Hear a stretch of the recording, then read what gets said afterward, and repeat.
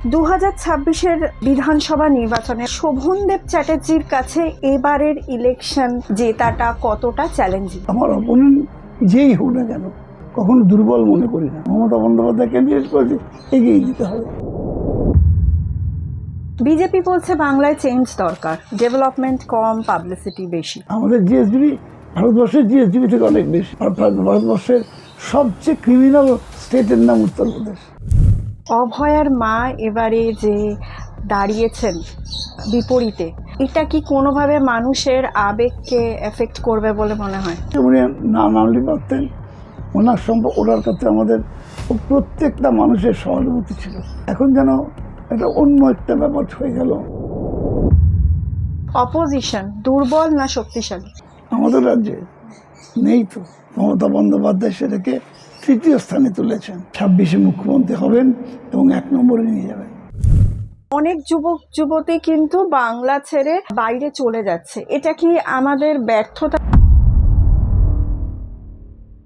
বিরোধীদের এটাও বক্তব্য যে তৃণমূলের একমাত্র জেতার অস্ত্র হচ্ছে ভাতা। আপনি কি বলবেন? একেবারে নির্জলা মিথ্যে কথা বলছে কেন? অনেক মানুষের মধ্যে ইলেকশনের পরে নেতারা দূরে চলে যান, একটা গ্যাপ তৈরি হয়। আপনি কি বলবেন? এটা উচিত নয়, কিন্তু যারা যান তারা অন্যায় করেন, ভুল করেন। বালিগঞ্জে এখন যে সমস্যাগুলো আছে, শ্রী শোভনদেব চট্টোপাধ্যায় আসার পর কতটা উন্নতি মানুষ দেখতে চলেছে? শুধু মুখে নয়, লিখিতভাবে আমরা কি করব সেটা মানুষকে জানিয়ে দিচ্ছি।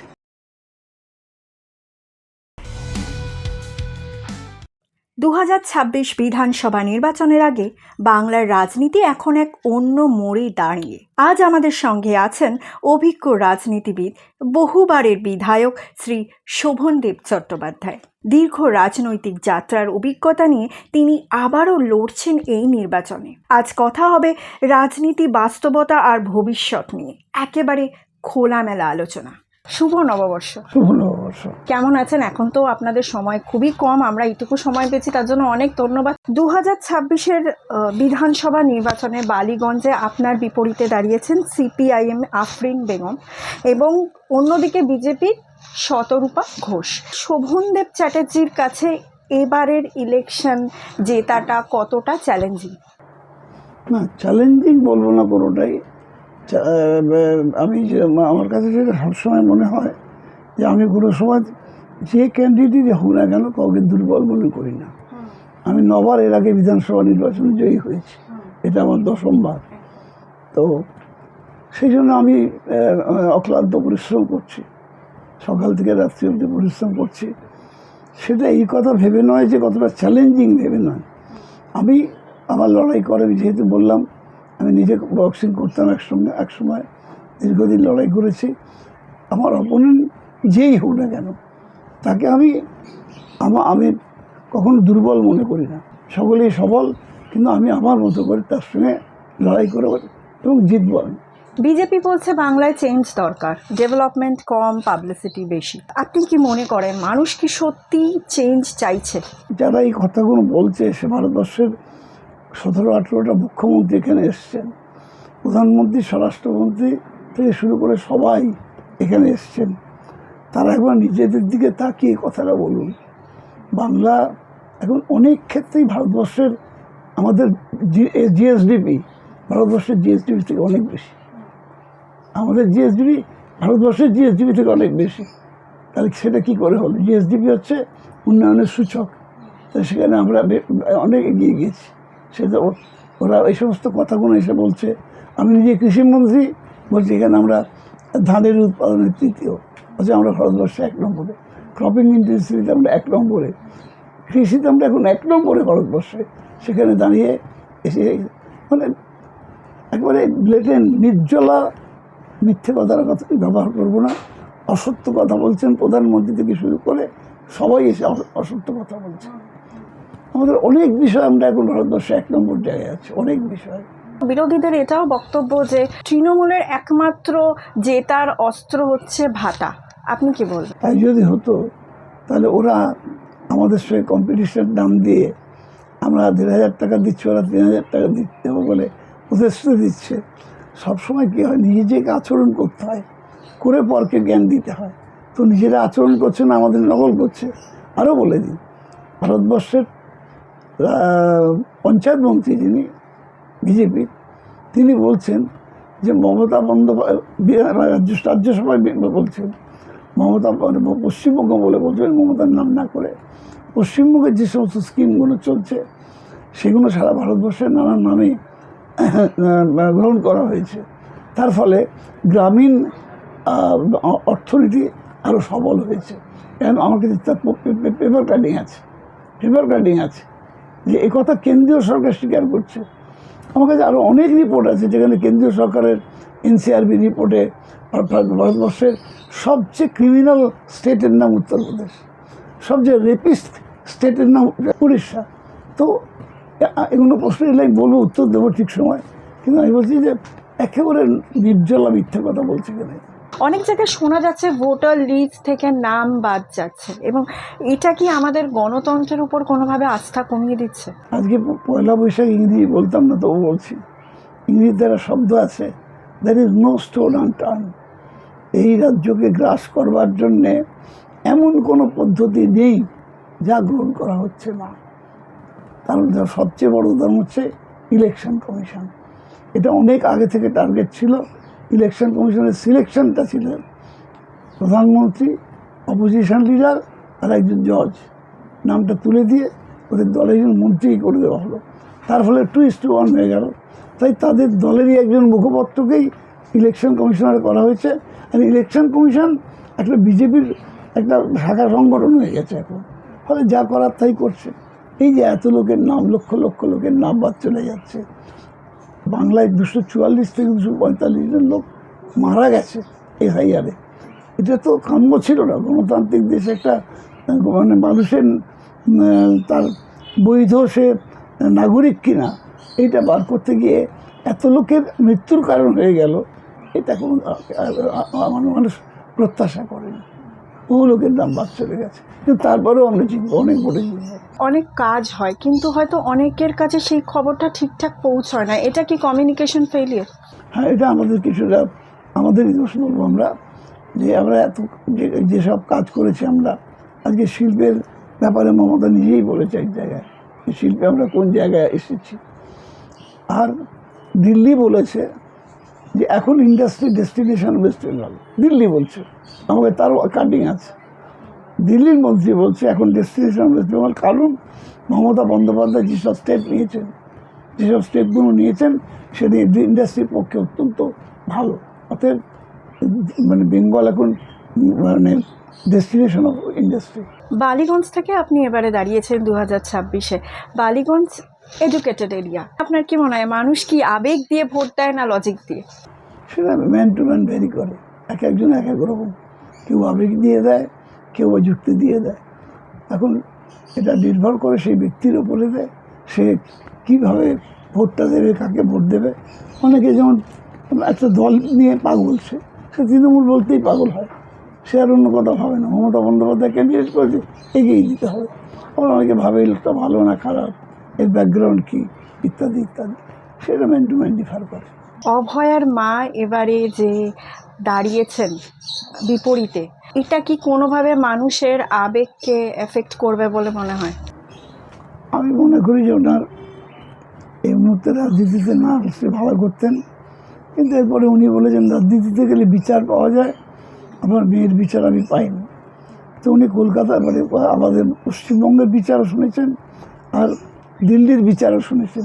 এর বাইরে তৃতীয় বিচার কী করে হয় আমার ঠিক জানা নেই। পশ্চিমবাংলা যা বিচার করেছিল, অর্থাৎ যা তদন্ত করে যা বের করেছিল, ঠিক তাই ওদেরও ইডি বোধহয় এই একই জিনিস করেছে। এ ব্যাপারে আমার কিছু বলার নেই, কারণ উনি, এটা আমার বক্তব্য ছিল যে উনি না নামলে পারতেন। ওনার কাছে আমাদের প্রত্যেকটা মানুষের সহানুভূতি ছিল। সে আমি রাস্তায় নেমে আন্দোলনে নামি আমাদের ছিল। কিন্তু এখন যেন এটা অন্য একটা ব্যাপার হয়ে গেল যে উনি কোন কারণে রাজনীতিতে গেল। আর তো কোনো জায়গা নেই ভারতবর্ষে। আমি জানি না রাষ্ট্রপতি যাওয়ার কোনো অবকাশ আছে কিনা, কিন্তু এই ভারতবর্ষের রাজ্যের আইনে যা হয়েছে দিল্লির যারা তদন্ত করছেন একই হয়েছে। সিবিআইকে বলেছি তদন্ত করতে। টিকিট ডিস্ট্রিবিউশন নিয়ে মাঝে মাঝে অসন্তোষের সৃষ্টি হয়, বলা হয় ওল্ড গার্ড ক্যান্ডিডেটকেই টিকিট দেওয়া হয়, এটা কি লিডারশিপ ইস্যু বলে মনে হয়? না না, আমাদের এবারে অন্তত আমি বলতে পারি এবারে একটা বছরের, গত কয়েক বছরের কাজের হিসাব নেওয়া হয়েছে।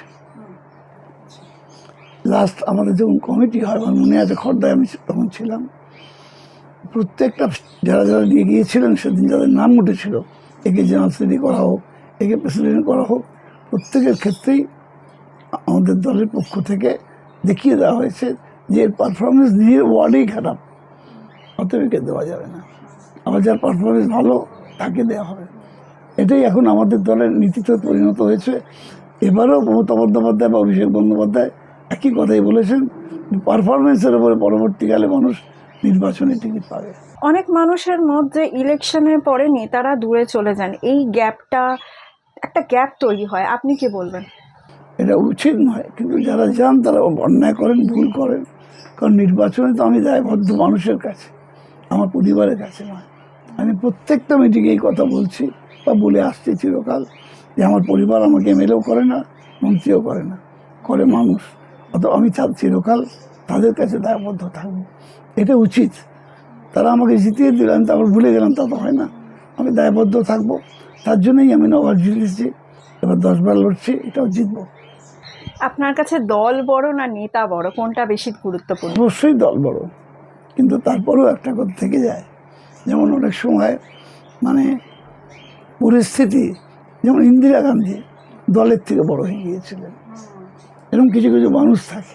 যেমন আমাদের দলে মমতা, দল আছে, সব আছে, সিস্টেম আছে, ডিসিপ্লিন আছে, তারপরেও বলছি যে মমতা ছবি লাগিয়ে ইলেকশন হয়। অর্থাৎ কখনো কখনো মানুষ তার সেই জায়গাটাকে অতিক্রম করে তার নিজের গুণে। আপনি যদি নিজেকে 10 নম্বরের মধ্যে নম্বর দেন, নিজেকে কত নম্বর দেবেন? 9 নম্বর। অনেক যুবক যুবতী কিন্তু বাংলা ছেড়ে বাইরে চলে যাচ্ছে, এটা কি আমাদের ব্যর্থতা বলে ধরে নিতে পারি?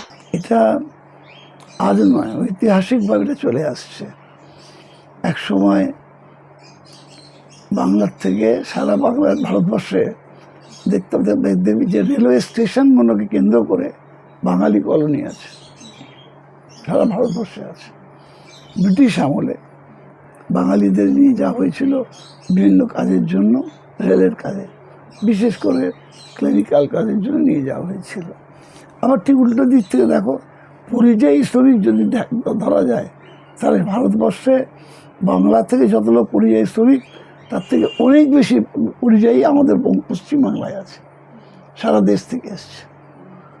আমার ছেলে একটা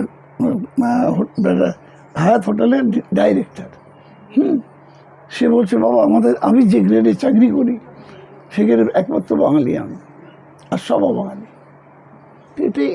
এটাই বাস্তব। এটাকে নিয়ে পলিটিক্স করার চেষ্টা করছে কেউ কেউ। আমাদের রাজ্যে 1.5 কোটির বেশি পরিযায়ী আছে, আমাদের রাজ্য থেকে যাচ্ছে, এটা অস্বীকার করবো না, কিন্তু 1.5 কোটির বেশি পরিযায়ী আমাদের রাজ্যে আসছে, সেটাকে চেপে যাওয়া হচ্ছে। সত্যটাকে তুলে ধরা উচিত। বাংলার রাজনীতি এখন এক্সট্রিম পোলারাইজেশনে, তো এটা কি ইন্টেনশনালি? না, এই পোলারাইজেশনটা ঠিক হচ্ছে না। ধর্মীয় মেরুকরণটা আমরা চাই না, কারণ আমরা এই বাংলা দেখেছি নোয়াখালী, এই বাংলা দেখেছি বেলেঘাটা, এই বাংলা আর নতুন করে ওই পোলারাইজেশন করতে গিয়ে, হিন্দু মুসলমান করতে গিয়ে নতুন করে রক্তক্ষরণ দেখতে চাই না আমরা। কিন্তু রক্তক্ষরণের দিকে যাচ্ছি আমরা। শোভনদেব চ্যাটার্জি একসময় বক্সার ছিলেন, কোনো একটা কঠিন পরিস্থিতিতে মাথা গরম করে মনে হয় যে আপার কাট করে বক্সিং করে উড়িয়ে দিই। সেটা নিয়ম নির্ভর করে কখন হবে ঘটনাটা। এমনিতে আমরা মাথা খুব একটা গরম নয়, তবে কখনো কোনো ইনসিডেন্টালি হয়। তা আমি আপার কাট বা হুক কোনটা মারবো সেটা মাথা গরম করে নয়, সেটা আমি আমার যুদ্ধেই করি। অর্থাৎ যে ইলেকশন লড়ছি আমি, এখানে কোন কার্ডটা মারলে আমি আমার অপোনেন্টকে পরাস্ত করতে পারবো, এটা আমার জানা আছে, স্ট্র্যাটেজি দিয়ে। এটা আমার জানা আছে। একটু রাজনীতির বাইরে, শুনেছি নববর্ষের দিনে মমতা ব্যানার্জির বাড়িতে আড্ডায় গান গাইতেন, সেই ট্র্যাডিশন কি এখনো চলছে? না, মুখ্যমন্ত্রী হওয়ার পরে এত চাপের মধ্যে থাকেন, যে কোনো রাজ্যের মুখ্যমন্ত্রী থাকেন, উনি তো থাকেনি।